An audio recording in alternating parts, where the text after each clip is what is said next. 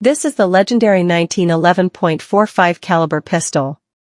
A short recoil, single-action handgun that has been in service for over a century. Here the pistol is in battery, ready to fire. A round is chambered, the slide is locked, and the hammer is cocked. When the shooter disengages both the grip safety and the thumb safety, the trigger becomes active. Pulling the trigger releases the sear, allowing the hammer to swing forward.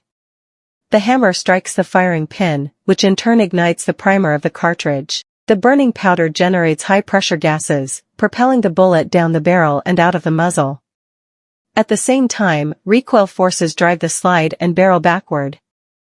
The barrel unlocks and drops out of alignment with the slide. The extractor pulls the empty case out of the chamber.